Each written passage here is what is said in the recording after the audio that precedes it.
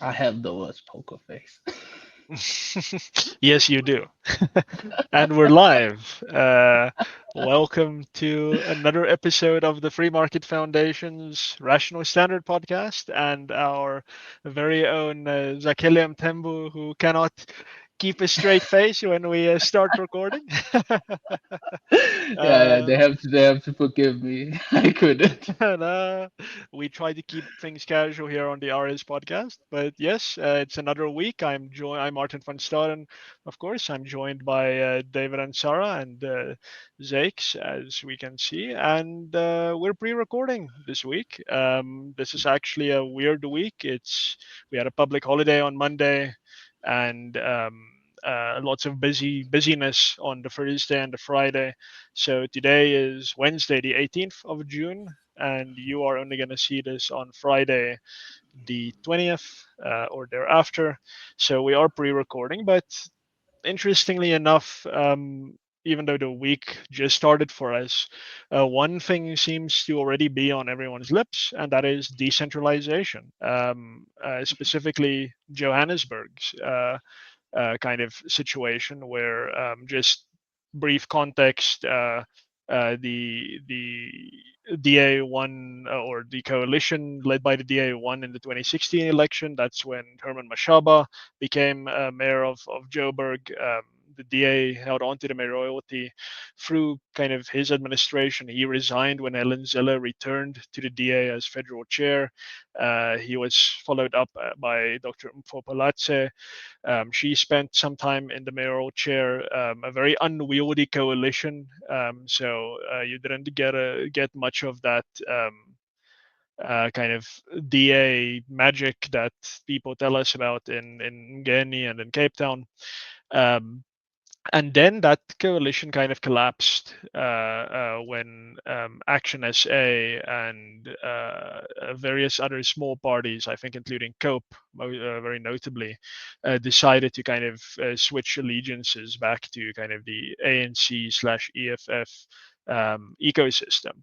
And I think Joburg became known for having, what was it, something like 6 mayors in a very small number of years. And it seems like we've somewhat stabilized on Dada Morero, I think, of the ANC now. And as always, things are just getting worse in Joburg, as they always do. But Helen Zille, who kind of is known for having done good work as mayor of Cape Town several years ago, 2000 and what, 6 thereabouts. Uh, she kind of did good work there, and she's now thrown her hat into the ring of running for mayor of Joburg for the uh, municipal elections that are coming up next year, 2026. And of course, this is very contentious, as many things around Helen Zille always are. I don't think there's any exception to that rule. But she's not letting her bid for mayor be silenced. She is 74 years old, so that's quite young in South African politics. But she says she's not too old to become Joburg mayor. I think that's probably right. I don't think age is the key consideration here. So yeah, the people accusing her of white privilege, and something I didn't know about her. She says that she is originally from Joburg, grew up in Hillbrow, and that she's keen to come back to her hometown and solve some of the issues here. I do kind of take issue with this line from her, which is very scary. I think it's completely wrong, but if it's true, it's a disaster. If Joburg doesn't succeed, then South Africa doesn't succeed. And she says that this will be the very last roll of the dice for Johannesburg this next election. So that's very worrying. I hope it's not true. But yeah, I mean, without much further ado, let's get into the conversation. There's something that I'll chat about a little bit later from Daniel Ilof that he also wrote on kind of municipal problems in South Africa. But I think for now, it's it's interesting. David, you've had a lot of thoughts on Johannesburg. I think you're more committed to the city than I am. I want to get out as soon as I can. You want to stay around and fix it. So yeah, I mean, what do you make of this? Yeah, I think Martin van Staden is Johannesburg's most reluctant resident. I think he has. Some people have, like myself, have a love-hate relationship with Joburg, but Martin has a hate-hate relationship with Joburg. But we won't hold that against him. But yeah, Johannesburg is a dynamic city, despite all of its problems. It's still a magnet for skilled people, ambitious people. There's a kind of a social fluidity here, which I think is always very exciting. But I think we also have to be frank that the city has definitely lost some of its golden shine. The city of gold has become dust, and it's not gold dust. It's just ordinary, plain old dirty dust. And yeah, I think the problems are manifold. And I think that the main issue, which is very evident, is the breakdown in infrastructure. I think there's been a lack of investment in some of the unsexy things like maintenance, reticulation of piped water. That infrastructure has been neglected for decades. Roads, and I think there is a sense of that Johannesburg sort of exists in this Bermuda Triangle of South African politics, that no one really wants to touch it. It's kind of seen as a bit of a hopeless case. And, I think that that's been reflective of the caliber of leadership that we've seen in the city. So I often ask people sort of half jokingly who the mayor of Johannesburg is, and 8 times out of 10 people can't tell me who it is. His name's David Ansara. He's actually been mayor twice. The first time was in about 2022. There was a carousel of mayors, several of whom died, unfortunately. But yeah, he lasted for a sum total of 25 days. And then in August of 2024, he was re-elected as mayor. And when he came in, I think to his credit, but also reflective of the low scale of his ambition, he warned residents of Johannesburg, listen, don't expect anything to change. The problems are too dire. And yeah, he was good on his word. He followed through on that commitment. So yeah, transparency and also and follow through. So we can give him credit for that. But to be honest, as seemingly intractable as the problems are in Johannesburg, I think they are actually fixable. And it does require, I think, strong political leadership and the will to get the problem solved, but also rethinking the very way in which Johannesburg is structured. And we can talk about that in just a moment. But if you consider just the scale of Johannesburg, I mean, it's really this sprawling metropolis. It covers a vast area and has a population which is probably, I don't know, I don't have the numbers in front of me, but probably about 6 or 7 million people, roughly the size of Denmark in terms of population, but also this kind of vast metropolis with very distinct different regions and characteristics. So, and all of those have their own unique problems associated with those areas. And I think when the city was conceived as an administrative entity, as the metropolitan city of Johannesburg, this was in the early 2000s, the big political thrust was centralization of administration and also cross-subsidization. So wealthy ratepayers in places like Sandton, cross-subsidizing other residents in less developed areas of the city. And so, yeah, I mean, if you just think about it, I mean, we live in Johannesburg, but I mean, when was the last time that you went to, I don't know, a place like Lenasia or to, how much time, how intimately do you know Midrand or, Soweto is its own kind of, I mean, Zax, you grew up in Soweto. I mean, that in itself is a deeply complex kind of microcosm, right? So, and even different parts of Soweto are different from each other and have their own unique problems. So I think part of it is this conversation should also be not only, okay, what is the future of the political leadership, but also how do we think differently about how to structure the city administration? I'd like to chat with you guys a bit more about that. Yeah, Zakes, David kind of alluded to the fact there that you've been in Joburg for many years. I think both of you have been here far longer than I have. I'm a Pretoria boy, born in Vereniging, so I am native to Gauteng. But maybe do you have a kind of a take on this? Do you notice, perhaps this is kind of the key question, do you notice that people from Soweto have, let's say, completely different issues from what you notice kind of around where we work, Parktown, kind of northern suburbs? Does it feel to you like it's a completely different context that would require a different set of not just solutions, but potentially a different set of hands to kind of focus specifically on those issues? Hmm.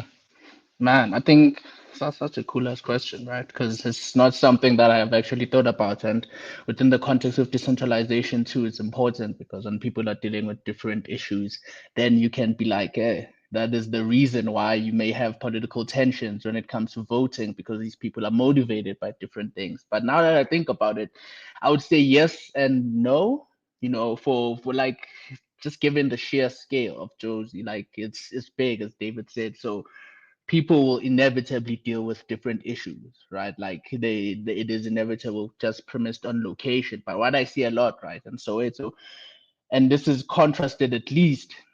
Firstly, man, the issue of cross-subsidization, I think, deserves a podcast episode by itself, right? Because the principles behind it and the implications of it are very concerning, especially it is just a concerning thing to do. It seemingly is against the very nature of, like, just paying for the things you use, ensuring that the resources you use are the resources you generate, which is, I think, is something that's very important, particularly for what the Competition Commission would call the previously disadvantaged.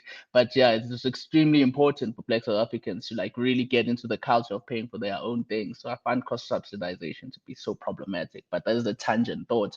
But it is connected to this in that in Soweto, the problems that people have with that municipality isn't because the municipality is not delivering services. Now, of course, there are instances where there's sewage just spilling out on the road and everything like that. Horrible, horrible things. But what I've seen, at least with like the what I think is an accelerating financial catastrophe that we're looking at Johannesburg, is that when you see an ANC government starting to pinch its voter base and saying, hey, we know we are cross-subsidizing everything, but maybe pay, maybe just pay. Maybe just pay for your electricity. Maybe just pay for your water.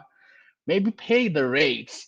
Like whatever it is, we should know you at the rates office that you are a property owner, and that's more than anything receives the most pushback. And this, to me, was more stark. You spoke about Mayor Palatz's, tenure as mayor. I think she was, to me, looked like a good mayor, taking very tough decisions. But I remember one, seminal moment for us when she had proposed shutting off electricity for the people, I think in Diepkloof, who weren't paying. And that caused an uproar, so much so that you even had members of the media who are like, no, no, you can't be doing that thing. You can't be, how can you take away resources from people who are using them without, them paying for them? How dare you do that? But like that became a huge issue. It still is a huge issue. Every time I go back home, there's always talk about, hey, these people are coming to shut off our electricity. We have to start paying. And that also implies the fact that, people aren't paying already and they are enjoying services. It is a time bomb. This cannot be, emphasized enough by me, that it is a ticking time bomb, and it's only time, really. It's only a matter of when, not if, the entire thing collapses. And so, like, what I see is that people in Soweto really have a problem with the cost. I think now, with like just reality necessitating it that they must pay for these things, they have a problem with the cost that services have. the cost of electricity, the cost of water, the cost of rates, that are tied to your property value. Like all of these things are things that I think are the most pressing to the residents there. Why I think in most cases are not they are motivated and vote for people who be like, hey, you having it good? We'll keep it good for you. And even if they don't say it explicitly, they imply it like, don't have to worry. Don't vote for those DA guys. They'll make you pay for your stuff. How dare they vote for us? And the gravy train will keep on flowing. That is always the implication. I think that is what motivates them. And then contrasted to the play to where we based, right? The offices at the very least. The problem there every time I talk, I'm part of a WhatsApp group around where I live, and every time I go in ESP too, I'm like, man, people, their problem is actual service delivery. Like actual, I pay so much money. I pay my electricity on time. I pay my water on time. I pay my rates, and my garbage is not collected. My electricity is shut off without warning for hours, days on end. My water is shut off without warning for hours and days on end. So like that is the core issue. And I think it is coming, to a point because every time I see this and it's normal human frustration, right? People will be talking about how, a lower income area does not have, the problems that the people here have and as such, then I think they feel like they're being targeted because they think that they can take it. But those problems do exist. I'm from Soweto, water shortages and electricity shortages are normalized. But the I don't think that the thing that people in Soweto, right? I guess this comes from not paying for something. It's like you understand, like when you get on someone's ride and the car is not so great, and you're like it's all cramped. You're like, oh, that's cool. Even though we stop every single moment, I can take this because I'm not losing anything in terms of financial resources. I'm just enjoying the service. And yeah, sometimes it gets interrupted. Sometimes I do get it, but I should be able to get it. Why I think there's this thing that I saw Rampela write about, which is load reduction that they do to, non-paying residents in parts of Soweto, and she was complaining about it, saying, it's anti-poor and everything like that. And I was like, man, when I go home, like people just structure their lives around that stuff, right? The problem comes when you're just gonna take away electricity altogether. Then you may start to see some form of protest. But with this load reduction thing, and I think Eskom is trying to motivate people to, start paying their debts. But really, you just structure your life around it. You just wait for the load reduction to end, and you continue doing whatever it is you were doing. It's unfortunate, of course, if you're a business owner and the implications of that. So I think, the problems, I would say they're the same and they aren't. It's service delivery, which is really a problem that afflicts most, if not all of Johannesburg, right? Because the people who are responsible for these things are the same people, whether you are in Sandton or you are in Snawan. So like that is also a problem, but it is the lens upon which the problem is approached, right? For people in low income areas like townships, you'll find that they are not super eager at the prospects of paying for their services. And this is something that is super problematic. It is borne out in the evidence, right? The Eskom has a whole lot of debt that stems from these municipalities. And I'm sure if you were to look at the numbers of, water rates or anything really of that kind, you would also be able to see of the consciousness that certain people have. And then the other side of, places like Parktown and Sandton is that people pay so much, right? Like if you have a house in Sandton, it is valued very highly. Your rates are extremely high. You pay a whole lot in electricity because you buy it from CC Power, which buys it from Eskom. And in some parts of Soweto, they just buy it directly from Eskom, which actually comes down to a lower rate because you don't have this, surcharge fee that City Power puts on you. So you have all of these costs, and it is reasonable that you'd be frustrated. But you aren't getting the services, right? I don't think cross-subsidization has become much of a problem as it is now because I see it just interacting with people. But I guess when it was introduced, things worked. So everyone was like, okay, cool, like you can take some of the resources and give them to people who don't have as much. As long as I will still be able to have my lights on whenever I want to. But now, since of course, and this stems from the very idea that the cutting up a pie does not grow the pie. It just means that everyone will eventually get smaller and smaller pieces. And this was baked into the very idea of cross-subsidization. And I think we're seeing the results of it right now. We're seeing a tension between low-income residents and high-income residents. And I think, to a broader point, this is what makes it so difficult for parties like the DA who are for fiscal responsibility and all of these things to really penetrate, particularly the township market, for lack of a better term. And then on the broader question of, Miss Zille possibly being our mayor, I hope people here vote for her.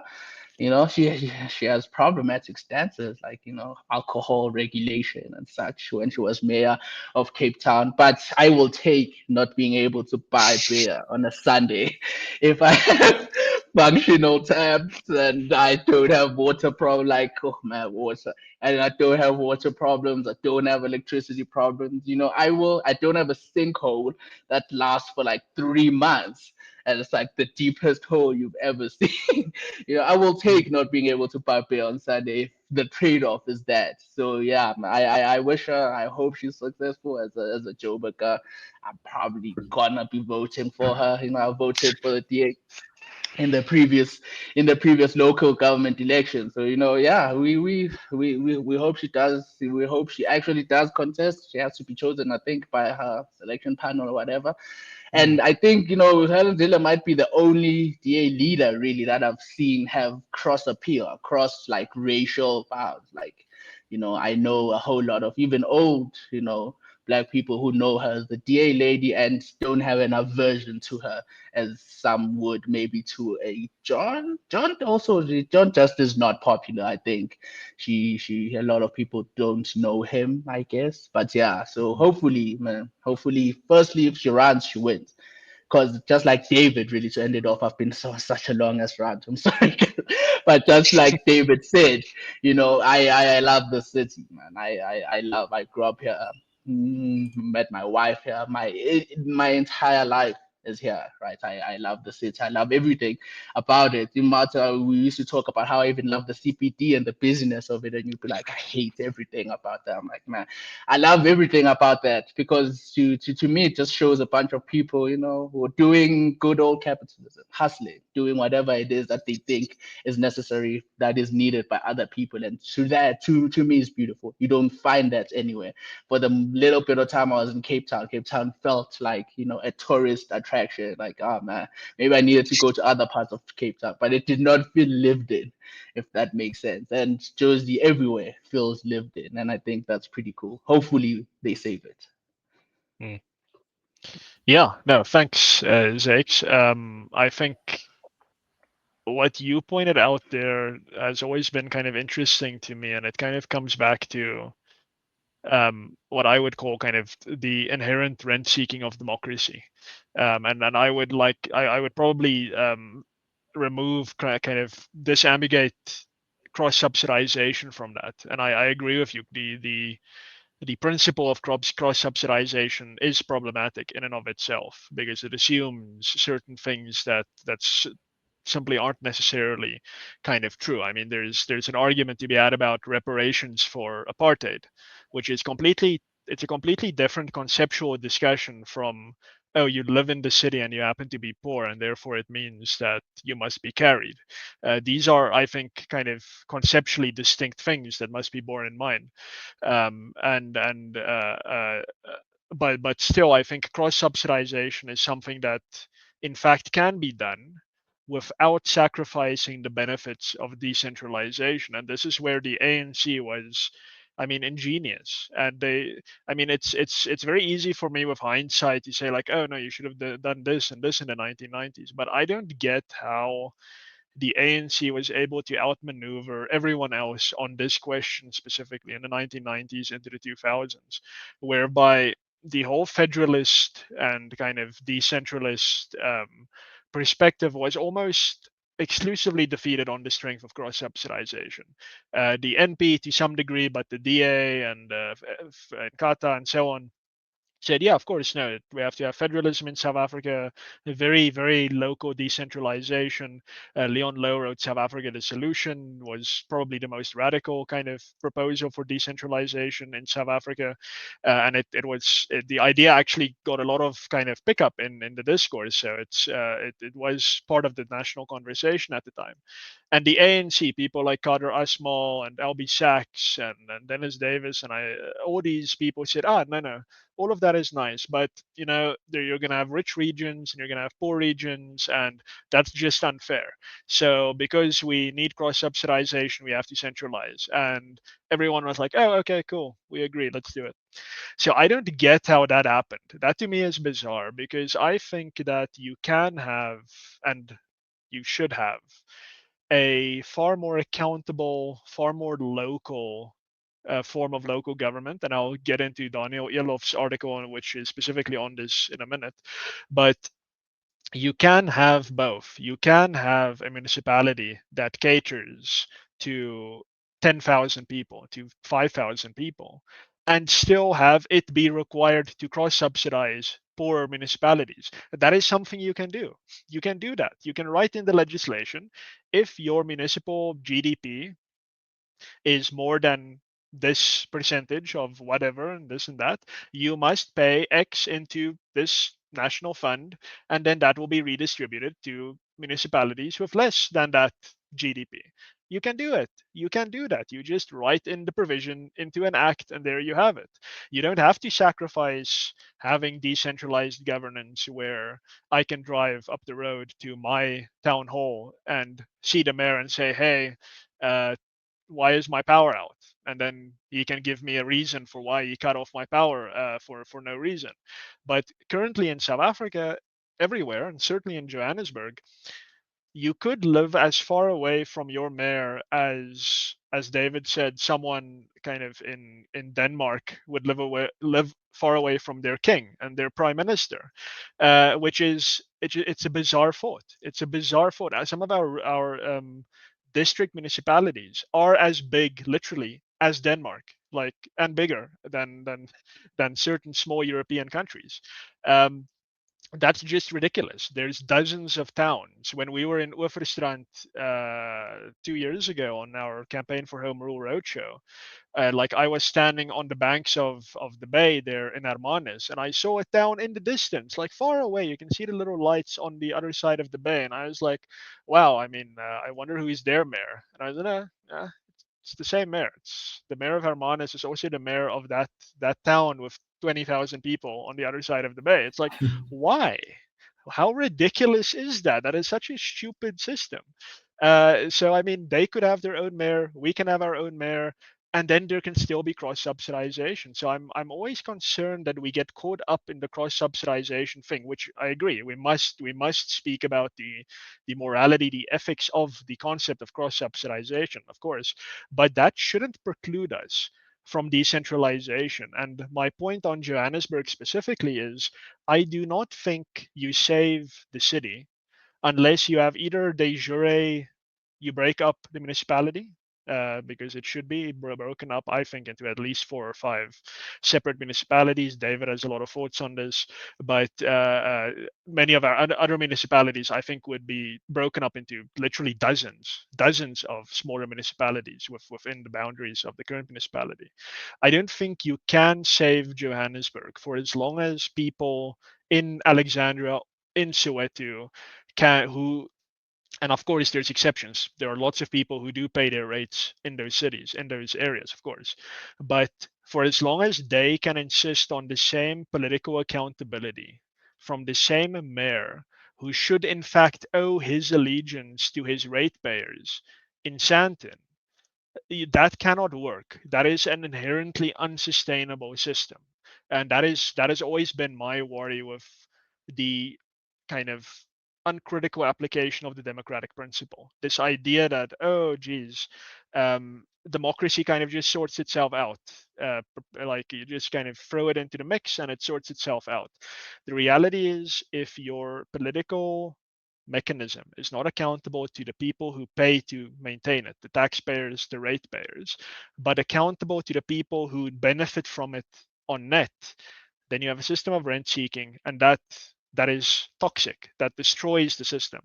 So my view for Johannesburg, and I think Helen Zille is going to fail to save Johannesburg if she becomes mayor. I think anyone is going to fail to save Johannesburg if they become mayor, is for the city to be broken up, and for each of these areas to have its own mechanism of political accountability, and still have the cross subsidization. I mean, fine, whatever. You can still have Sandton cross-subsidizing Alexandria. You can still have Sandton cross-subsidizing Soweto, but they must have their own mayors. They must have their own mechanisms of accountability. And in the absence of that, de jure breaking up of the city, these regions need to de facto start taking more responsibility for themselves, like Soweto in fact did during apartheid, when street committees and so on were formed and kind of defense units were formed.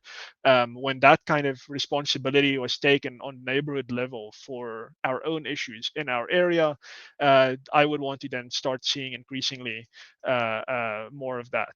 But just before we go to David, I just want to give Daniel Elof a shout out on his great article that was published in Business Day on the 17th. So he was basically responding to comments by the IFP leader. The IFP is our second most notable federalist party in South Africa. Please suspend your disbelief, ladies and gentlemen. He said, Willem Kosini Glabisa said that, no, we have to solve municipal dysfunction by consolidating more municipalities. We need bigger municipalities that represent more people because economies of scale or something. And Daniel Elof, very, very good argument. The only thing that I disagree with him on is that he characterizes decentralization as a libertarian pipe dream, which, and he says it's not a libertarian pipe dream. The evidence all around the world is there. So he's pretending that there's a tension between evidence and libertarianism, and I think he's making a mistake there. But And also, nonetheless, very good there's argument. an implicit comment there, a bit of a jibe at us libertarians that like There these is. guys are kind of crazy, but hear me out. Here's another more sensible approach, which shouldn't be confused with the radical craziness of those other guys. We are crazy. We're completely crazy, but our craziness is supported by the evidence. That's the key thing to note. But I mean, And the some of the principle, things as that Zex he, will remind us. yes, no, and Jake is right about that. But the key thing here is kind of people think that, wow, we have 257 municipalities in South Africa. Damn it, that's a lot. No, that's very few municipalities. And he makes a few examples here. Italy, 7,918 municipalities for 59 million people. Argentina, arguably perhaps until a few years ago in a potentially worse position than South Africa, 2,218 municipalities for 46 million people. That's even fewer. 20,000 people per municipality. Ukraine, 1,469 municipalities for even a smaller population of 38 million. Japan, and then in Japan, even special wards have their own kind of governance mechanisms. And what Daniel argues is that we shouldn't let the intuitive kind of appeal of consolidation, and we spoke about this a few episodes ago, this idea that, oh goodness, look at the border gore, look at all these municipalities kind of intermixed with each other. That's not good. We want to kind of consolidate, have a nice clean consolidated picture, and therefore you have the benefit of economies of scale. We can all plan together and so on. Daniel says that yes, that seems intuitive, but the evidence doesn't bear that out. In fact, where you have more decentralization, where your mayor and your chief of police lives literally next door from you, there is an accountability mechanism, a responsibility mechanism that is in fact more than democracy. That is in fact something that works itself out, where there's no big distance between key kind of governance and the people affected by that governance. And I must note that Daniel Elof is legal advisor to the mayor of Cape Town, so he works with this type of stuff very kind of regularly, I would say. He's very involved in municipal governance, and Cape Town, I would say, is probably it's one of the best governed cities, but it's one of the worst offenders, I would say, in what we're discussing today.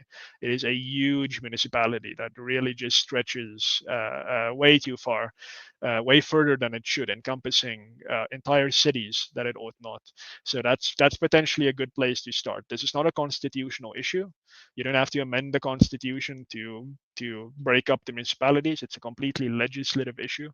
It's actually quite easy for a coalition government to pull off if it wanted to.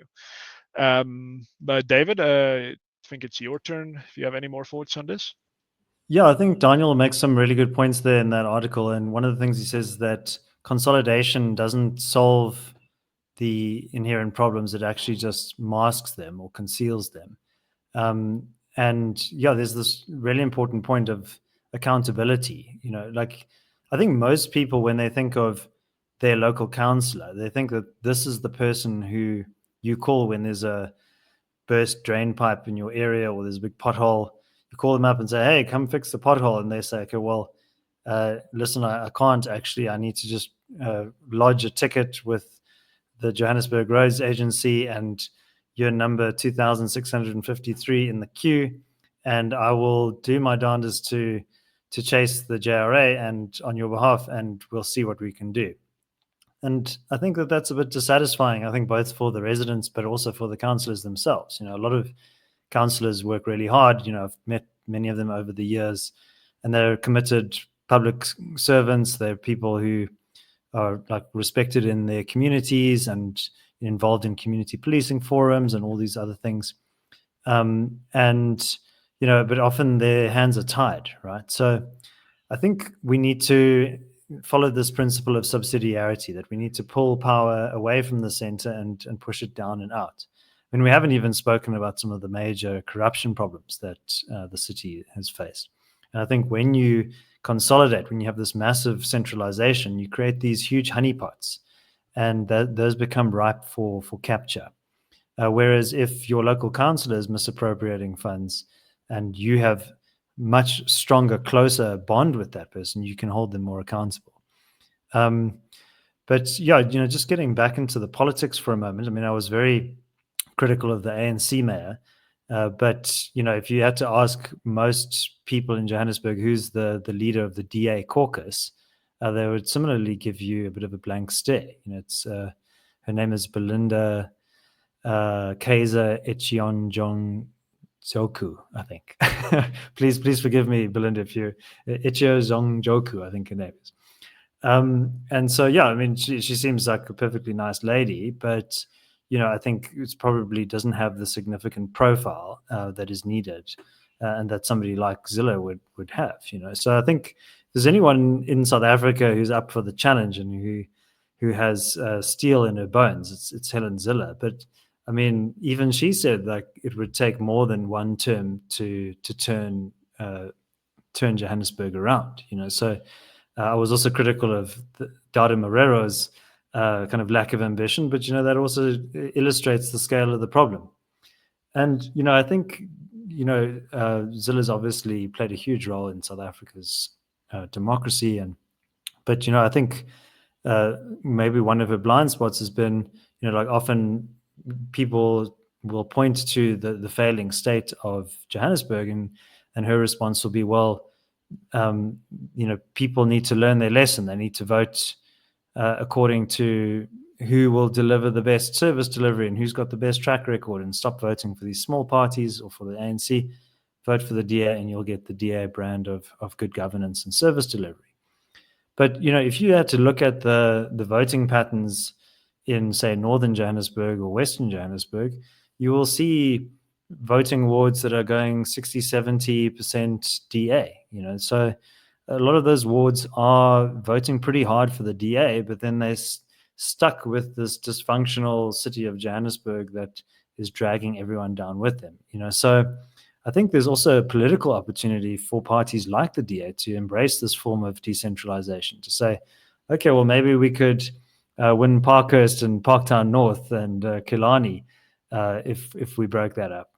And this is not kind of the stuff of fantasy. I mean, not too long ago there used to be a mayor of Sandton, for example, and that was often just somebody, a local person in the area who had some experience with municipal management, and they did a fairly competent job.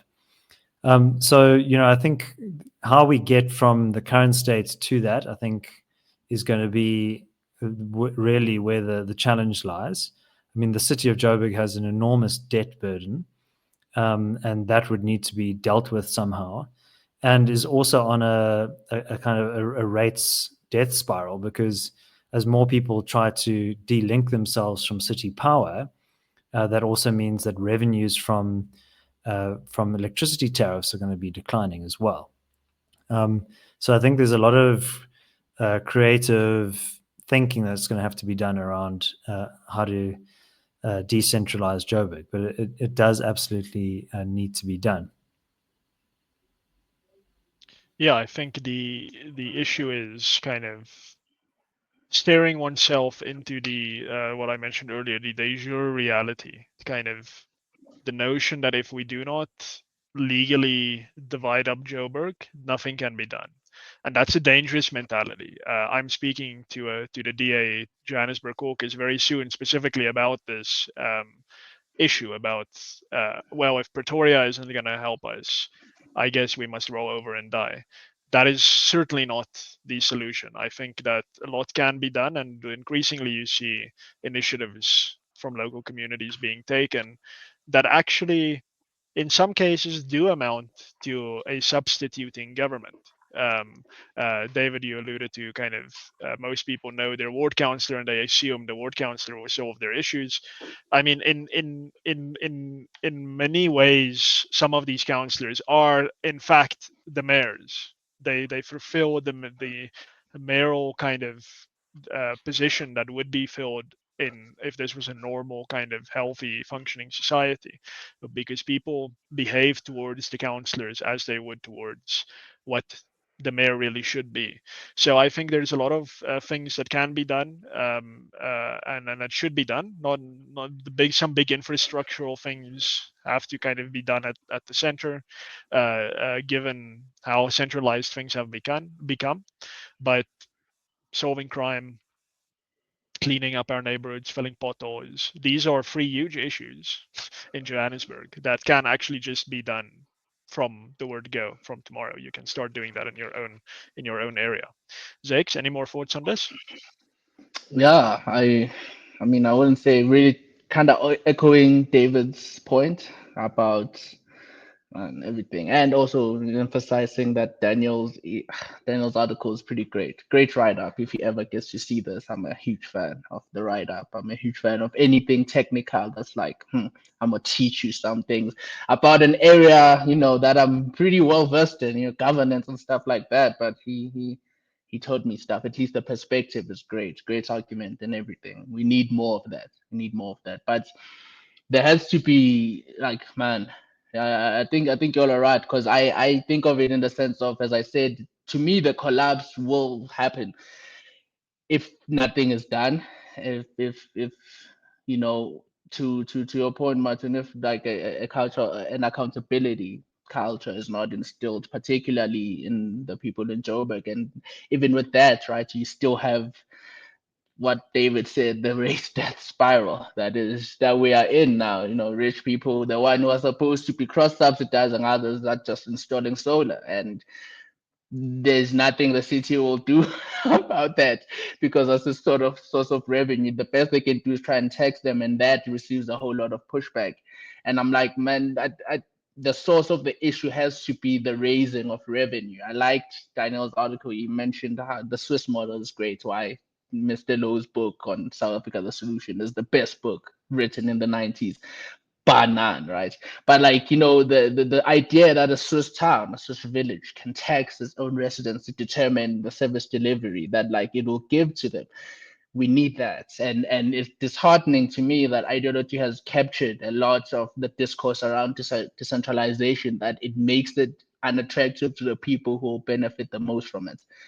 Right? Like, a lot of people always talk about how they wish, in an example with schools, because I've been reading up on the Bella Bill regulations, on the Bella X now regulations. But like with schools, people complain that they don't have the power to do that. I'm like, but like, SGPs exist. The Act will give them more power, actually. Because that's what it wants to do, well, the Act could give them more power, but it will take it away. And if you're complaining that your child is being taught, for instance, in a Christian family, like, oh man, this non-Christian values are being taught to my children. This is a huge deal in my family as they're Christian. So they're like, no, listen, we want schools to like instill a certain level of, religious education. Like you can't have that without control. You can't have your council, and like something that a lot of townships do is burn the houses of councillors because they think that they aren't delivering, right, when they are angry enough. And I'm like, but like if you understood the actual context, you know that the councillor can't come and fix your electricity issue. There's no power he has. At the very most, he is your spokesperson to the person who has the power, and that is not good. That to me is just not sustainable. I'm a huge fan of decentralization because, as weird as it may seem, I believe that people from where I come from, everyone has the ability to like govern themselves, but most especially for Black people, because I've seen it. As Martin mentioned, there were street committees, just like there were professional councils that weren't solely concerned about carrying favor from the state.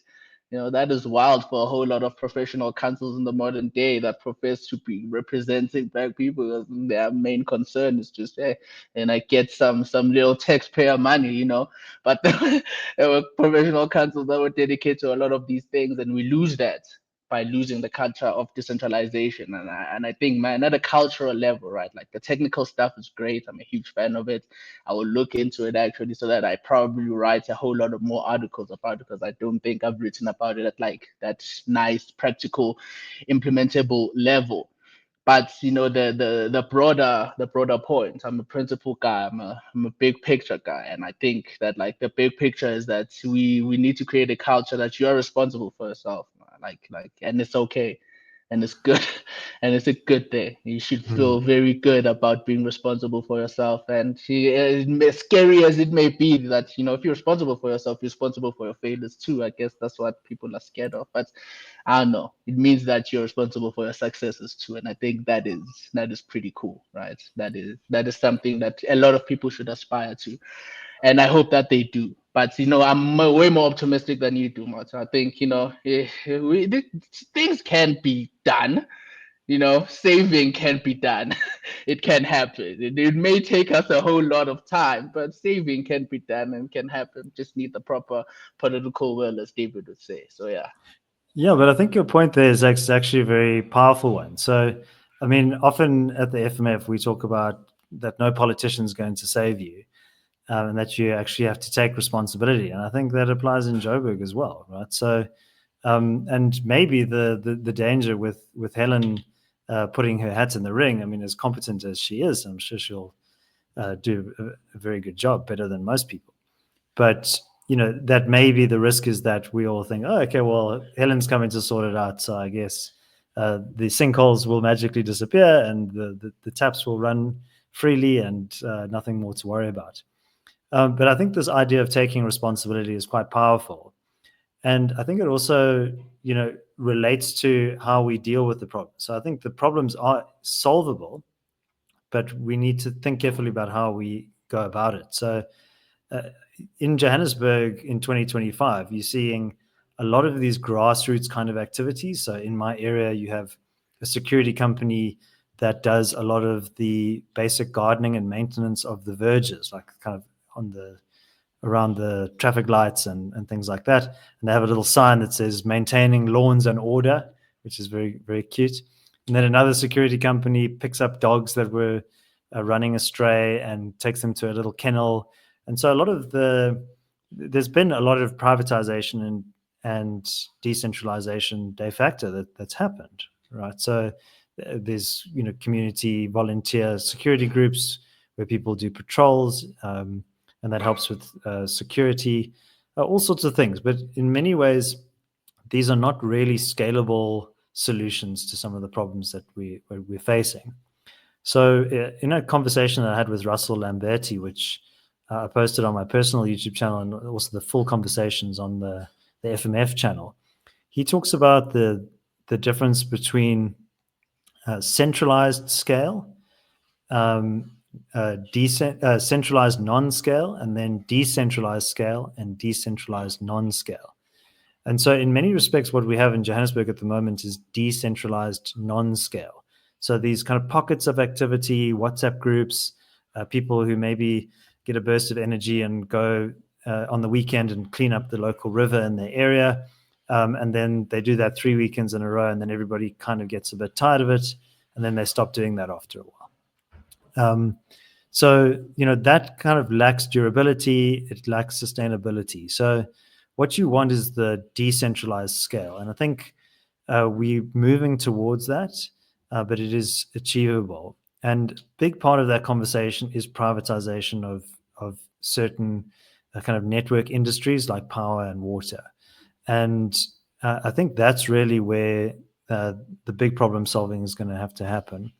And often when you engage in these conversations, people say, well, something like the provision of water, that's shouldn't be something that the private sector does. Water is a human right. We often hear this refrain. But if you ask any Joburger, when was the last time they had a consistent water? When did they last have a water cut? They'll probably tell you, oh, it was within the last month or so. So this is becoming part of everybody's reality, not just in the poorer areas. So what we need is a lot more competition around some of these services. We need competition for water and particularly power. And to those who say it's impossible, I only point you to, for example, fiber internet.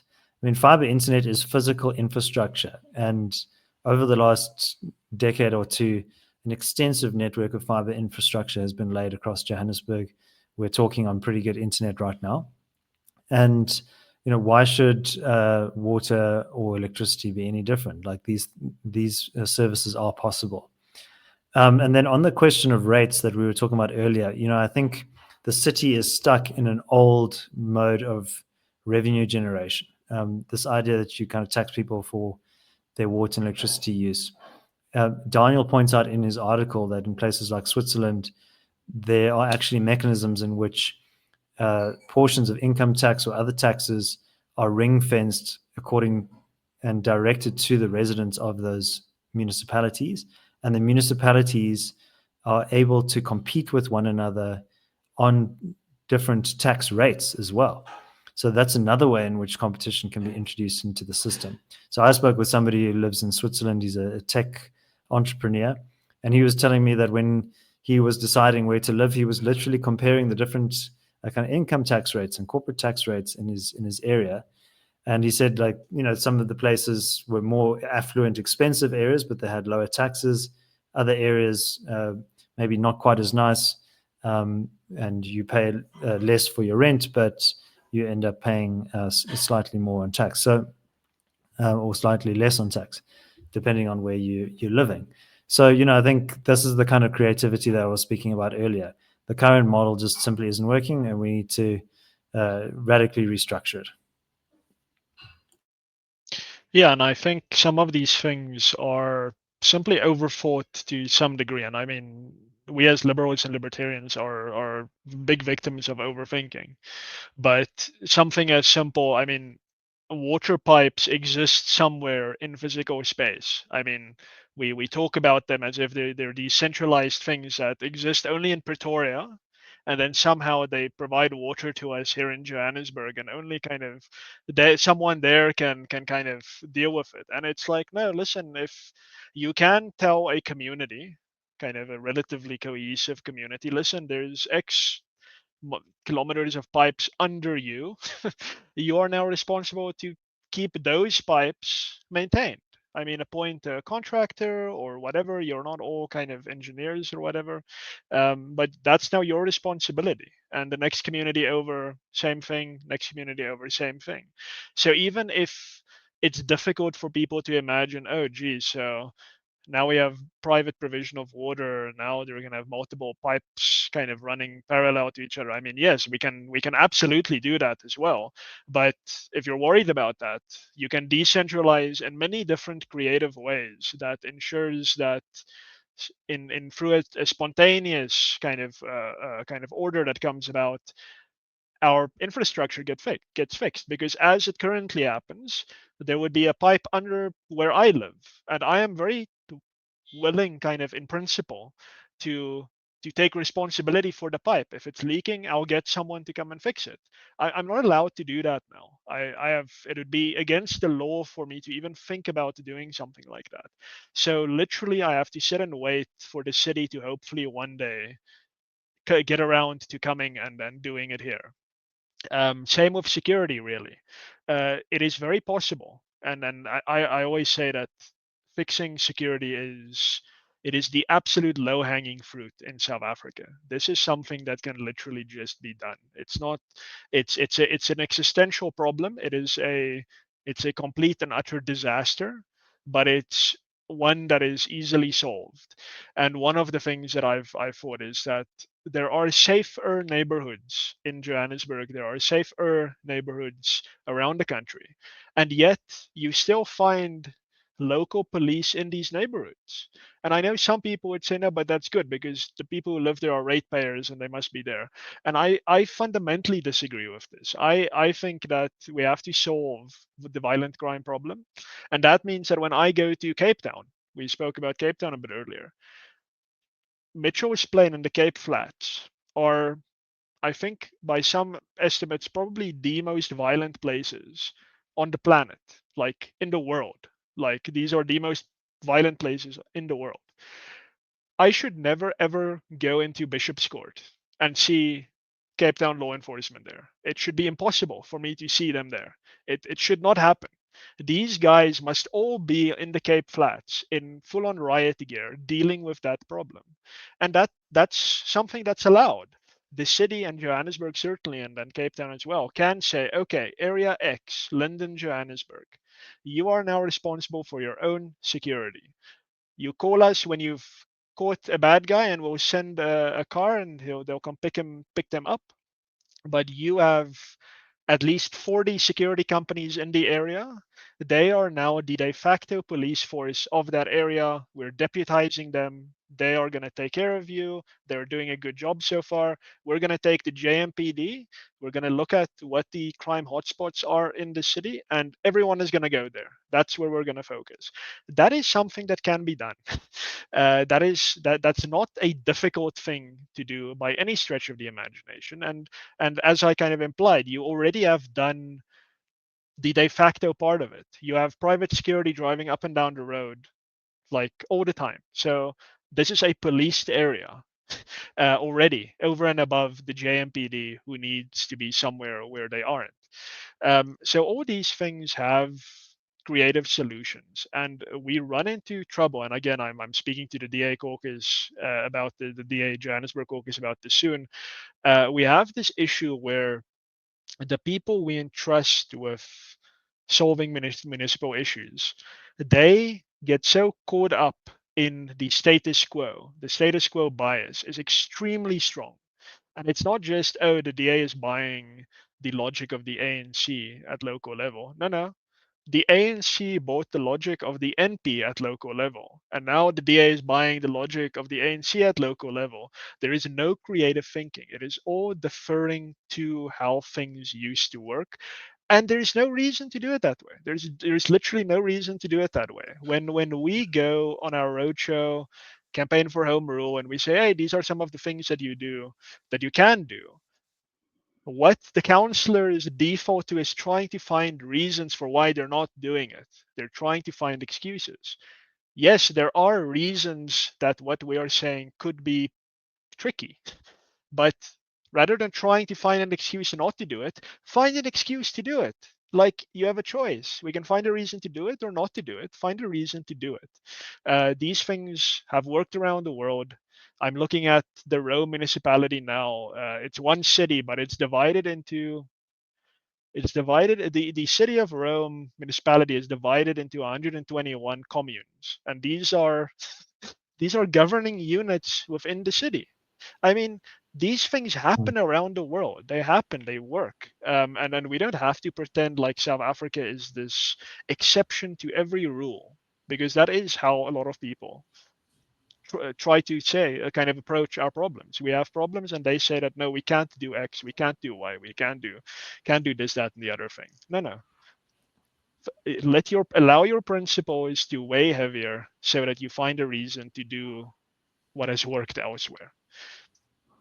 Yeah, and I was fortunate enough to go to Rome last year, and you can still see the ruins of the old aqueducts there if you take a walk around the Forum and other ancient archaeological sites. And I mean, they had running water in Rome 2,500 years ago, and we are struggling to get it right here in Johannesburg. So yeah, come on, guys, lift your game. But yeah, so I think something very important to note is, I mean, London's the same. I think they have about 32 or 33 different boroughs, and each of them have their own little mini council, and even some of them have mayors. And that's great. But what I think you want to avoid is bureaucratic duplication. So what you don't want is creating now a whole nother layer of bureaucracy, of people getting paid with scarce, finite, and dwindling resources, and then them just being a middleman between you and the mayor. I think what we need is more direct governance and accountability. So, London has an executive mayor, but that's quite a new development. And I don't know all the minute details of London's governance, but from what I've read anecdotally, and I used to live there in the early 2010s, that the city is experiencing quite a lot of basic service problems. And the first executive mayor of London was Ken Livingstone in the 90s. And maybe that system also is showing some of its failings, and that you have this kind of imperious executive mayor that sort of imposes its own political objectives on the city, and is insensitive to some of the needs of the kind of the local constituents. Yeah, Zex, we're gonna finish up soon. Just one topic for today, so I'll give you a final bite at the cherry. Yeah. Yeah, I think really I have spoken probably more than both of you guys. This is something I find very important. Maybe I was influenced. I've been reading a lot of decentralization stuff from Georgia Ete since I was writing my paper. So, this is, yeah, this is important stuff. It's disheartening. It's disheartening when you see the trajectory that not only South African governments, right, the broader African continent has this obsession with centralization. And then you look at the institutions that, like, Africans had prior to their encounter with the Westphalian state, and like, man, these are highly decentralized institutions. Even in the modern day, people in South Africa will tell you that you can go to some village and talk to a chief, not even the king, a chief, and get something like a land grant, right? Now think about the implication. Your mayor can't give you any land grant from public land in Johannesburg. Your councillor can't do that. But like, when you try and tell people that, hey, maybe since you live in a village and your mayor and your chief can do that, I should have a councillor who has the ability to control things like the public lands that are in his area of, like, governance. And that is still something that is not entertained, at least at the mainstream level. So yeah, man, I am forever optimistic. I genuinely believe if we make the case, people will see that our version of reality is better, even though some may think it is a pipe dream. But I think they already, they betray themselves because they say the evidence bears it true. And I am with Martin's points. All our ideas that are supported by evidence. It's just that some of us don't care about the evidence. So like, if the principle is there, then the evidence be damned. But of course, it does help. So yeah, man, it's decentralization works. we can list off as many, municipalities around the world and show the benefits of it. And I think that, to me, the fight has to be in the principle of it, in the culture, in the consciousness of people and how they approach it and how they see it. And maybe we'll get to a point, right, where people look for reasons to do it instead of reasons not to do it. But yeah, we definitely need this. And man, I cannot speak about how great Daniel's article is. Like, I'm probably gonna be rereading it for a very long time. It's some great stuff. I hope more people write about decentralization. It's always nice seeing stuff like that coming from, an organization that is not the FMF or the IRR. You're like, so we have other people who are sensible. So that is always great. But yeah, we need more of that. And to the broader point about the politics of it all, I think David was right. Maybe we don't need a savior mentality. Like, we don't need a savior in the form of Zille. It would help. She would do a very good job at it, as David said. But yeah, maybe that may undermine the overall project of trying to get Johannesburg fixed at a fundamental level, when what happens when Zille has run her course, right? So what happens after her and things like that. But I'm always for things not getting as worse as they could be.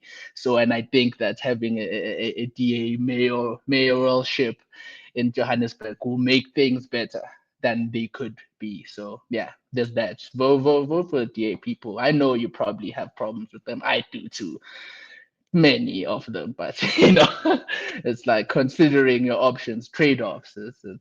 Yeah, I want water. I'm a very selfish person.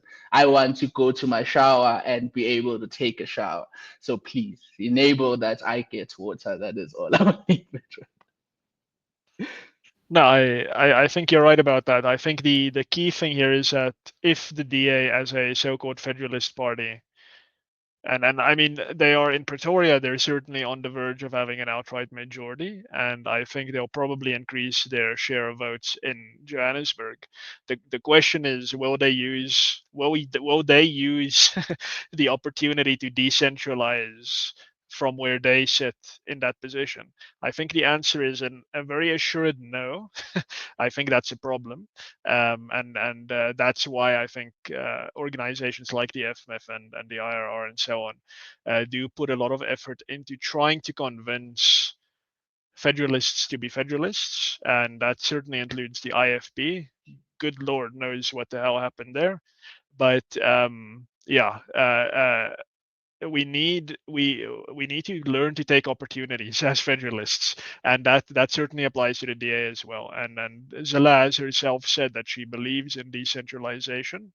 And yeah, if she's the next executive mayor of Johannesburg, I would definitely want to hold her to that and say, listen, as the head of the city government, it's actually within your power to assign functions to communities, and in the city of Cape Town, a very old system of sub-councils exist. The DA is trying to consolidate them, of course, but something like that could, I think, do a world of good in Johannesburg if these councils are vested with some degree of authority.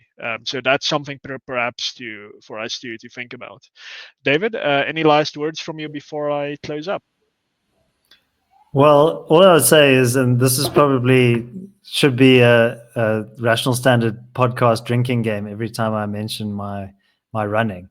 But I run every Friday morning downtown to the Joburg CBD, and it's really fascinating, because I think most suburbanites, hardly even go anywhere near the CBD, and there's a lot of hijacked buildings, a lot of kind of dead rats in the street that you have to jump over, and lots of very murky, gross-looking puddles, suspicious contents on the corner of the road.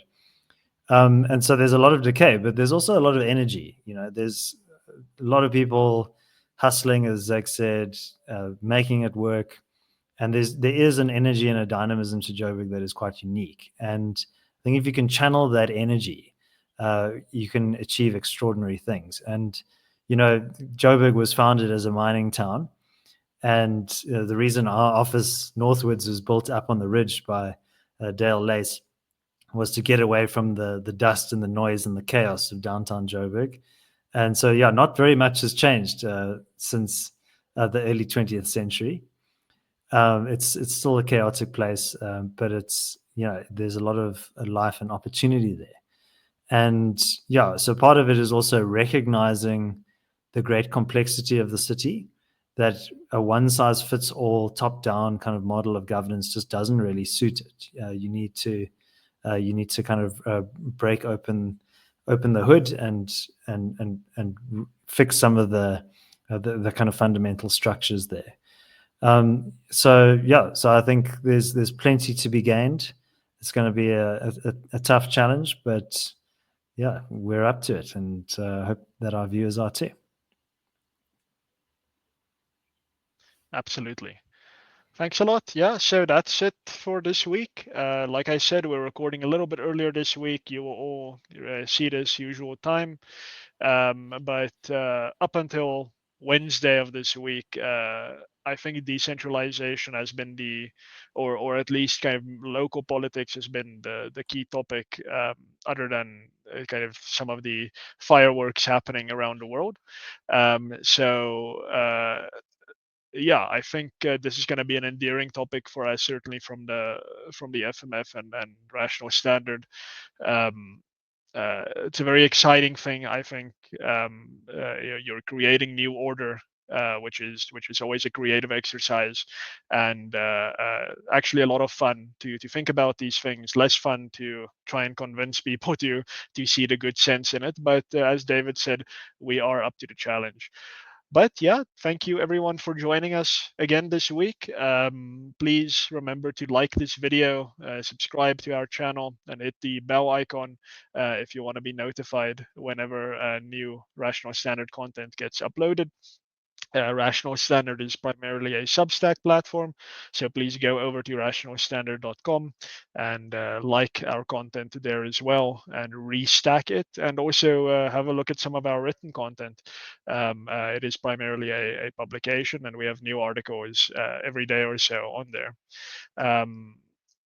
We will be back again next week on Friday with a brand new episode. So we will see you then.